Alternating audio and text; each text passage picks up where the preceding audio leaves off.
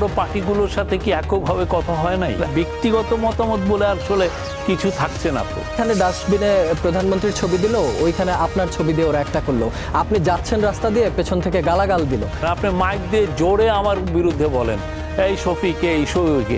এটা হচ্ছে নিয়মতান্ত্রিক, এটা হলো ডেমোক্রেসির বিউটি। ফেব্রুয়ারিতে আমি যেটা করেছি এটাও তো একটা প্রোটেস্টের। হাসিনা যেই ধরনের আকাম কুকাম করেছে, আপনারা যখন তারেক রহমানের সাথে মিটিং করেছেন আমরা দেখেছি যে অনেক জায়গায় স্বস্তি এসেছে, আবার অস্বস্তির জায়গাও ছিল।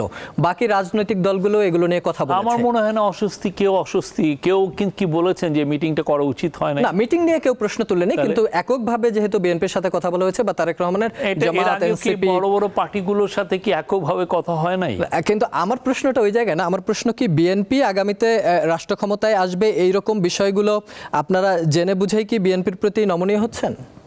না, এটা আপনি আগের থেকে কিভাবে প্রেডিক্ট করেন যে এ আসছে কে আসছে না? আমাদের কথা হচ্ছে যে জুলাইয়ের আন্দোলনের বড় অংশীদার বিএনপি, আর বাংলাদেশের বাস্তবতায় ওনারা লার্জেস্ট পলিটিক্যাল পার্টি। তো আমরা ওনাদের সাথে, ওনাদের লিডারের সাথে আমাদের যে ইন্টারিম গভর্নমেন্টের প্রধানের যদি মিটিং হয়, এটা তো সবার জন্য ভালো। আমি এবার আপনার একটা ব্যক্তিগত প্রশ্নে আসি যে আপনি প্রধান উপদেষ্টার প্রেস সেক্রেটারি, কিন্তু আপনাকে দেখি যে মোটামুটি অনেক বিষয়ে আপনি কথা বলেন। আপনার ব্যক্তিগত ফেসবুক আইডি আছে, সেখানে আপনি বিভিন্ন ধরনের পোস্টও করেন। এখন আমাদের বাংলাদেশের জনগণ তো প্রেস সেক্রেটারি এবং শফিকুল আলম আলাদা ব্যক্তি, এইটা মানুষ ডিভাইডেড করতে পারে কিনা আমি জানি না, কিন্তু আপনার এই বিষয়ে কি আরেকটু সচেতন হওয়া প্রয়োজন কিনা যে আপনার ব্যক্তিগত মতামতকেও প্রেস সেক্রেটারির মতামত হিসেবে নেওয়া হয়? এটা কি সমস্যা তৈরি করছে কোনো? না, এটা জনগণের মধ্যে একটা পারসেপশন তৈরি করে সেই জায়গা। এটা যদি আপনি কি ফেসবুকে আলাদা হিসেবে লেখেন কিনা এটা জানতে চাই। এখন দেখেন, আমি যদি ফেসবুকে আমি আলাদা আইডি করে যদি আমি লিখি, তারপরে কিন্তু মানুষ ভাবেন যে ওটা প্রেস সেক্রেটারি বলছেন। আমার পোস্টের বাইরে থেকে তো আমি নিজেকে সেপারেট করতে পারছি না। আমি যেটাই বলি না কেন সেটা মানুষ বলবে যে এটা ওনার, কেননা এখানে আমার ব্যক্তিগত মতামত বলে আসলে কিছু থাকছে না তো, ঠিক না? আমি ধরেন আমার এটাকে রাখলাম যে এটা আমার অফিসিয়াল অ্যাকাউন্ট, অফিসিয়াল স্টেটমেন্ট দিচ্ছি।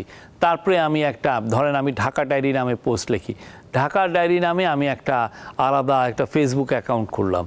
মানুষ তো যখন জেনে যাবে ওইটা আমারই আইডি, আবার বলবে যে শফিকুল আলম তার ঢাকা ডায়েরিতে এইটাই লিখেছেন।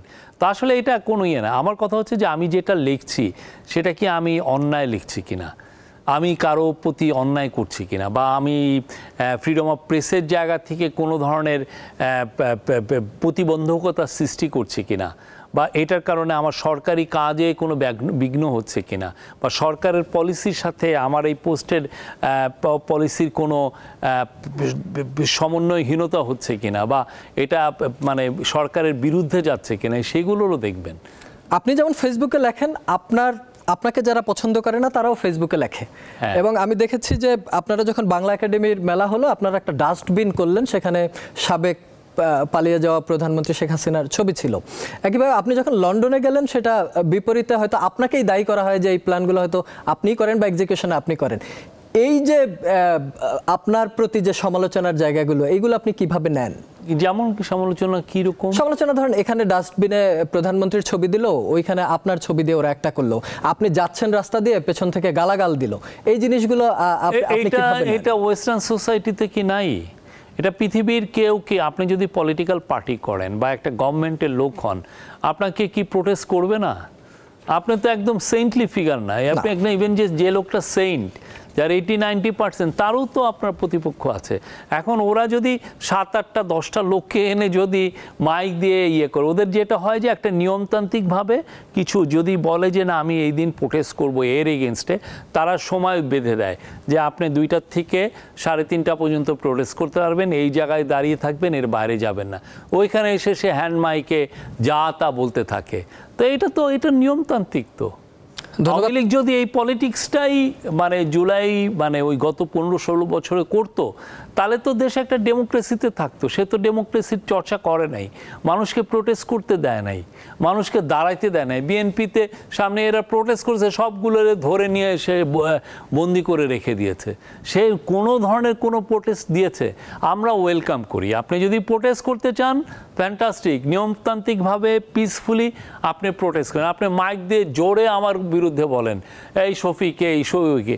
এটা হচ্ছে নিয়মতান্ত্রিক, এটা হলো ডেমোক্রেসির বিউটি। কিন্তু আপনি তার 15.5 বছরে কি করেছে? একজন প্রোটেস্ট করলো, ওর গুম করে দাও, সে আর পাওয়াই গেল না। ইলিয়াস আলীকে পাওয়াই যায় নাই, চৌধুরী আলমকে পাওয়া যায় নাই, সাজেদুল ইসলাম সুমন আমার নেইবার ছিলেন, তাকে যে বিএনপির সে জাস্ট নাখালপাড়ার একজন ছোট লিডার, শাহিনবাগ নাখালপাড়ার, তাকে গুম করেছে, তার ফ্যামিলি এখনো পাই নাই।